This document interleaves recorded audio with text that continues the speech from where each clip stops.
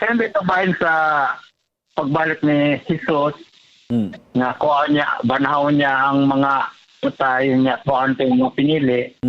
Kano sa na mahitabo? Doon ba ni sa pito ka katapusang hampak o humana ang pito ka katapusang hampak?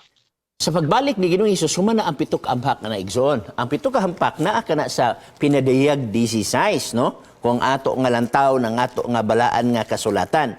Dinhi sa pinadayag 16, kung imong tan-awon, verse 2 nagisgot og unang hampak, verse 3 nagisgot og ikatulong hampak, ang verse 4 nagisgot ikaapat hampak, ikalimang hampak, verse 8 ikaapat nga hampak, ang ikalimang hampak verse 10.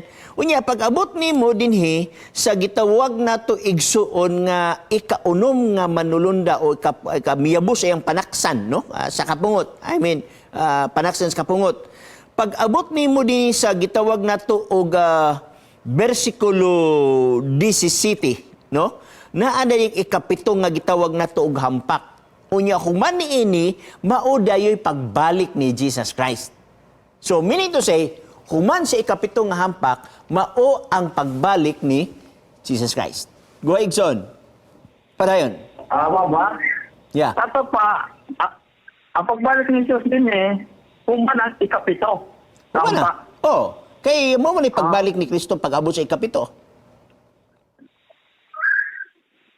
Kaming kayo din nga, kanang dito nga, pagkuhan niya Jesus o mataw niya din empty ang kalibutan, wala ikaw?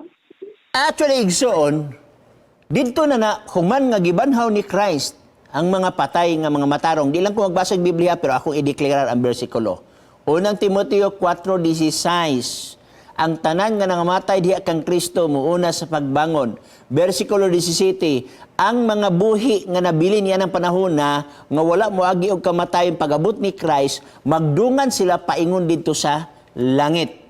Unya, ang mga dautan niya ng panahon na sa pagbalik ni Christ, dili makaagwanta sa pagtanaw sa iyang himaya. Pinadayag Kapitulo 6, versikulo 14, 15, 16, ngadto sa 17. Mga matay sila. Ang punto, pila kabuk ang patay. Sa Jeremiah 3:25, verse 31, paingon sa 33, ang patay mulukop gikan sa usa ka tumoy ngadto sa laing tumoy. Dili sila paghilakan. Og niya ng panahon na igsoon, resulta na sa dakong linog. Jeremias 4:23 ngadto sa 25. Gitanaw ko ang kalangitan, walay sulod, ang kalibutan walay sulod, mingirog ngadto nganhi, walay sulod niya ng panahon na sadyang si Kristo og ang mga matarong misakan na dito sa langit. Sulod sa usa ka libo ka tuig, si Satanas ra ang nagpabilin nga buhi nga gisimbolo sa Pinaliyag Kapitulo 20, versikulo 1, 2 ug 3, nga niingon, nagapo siya sa usa ka kahimtang nga wala na siya matintal pa. Go ahead, Exxon. Last question.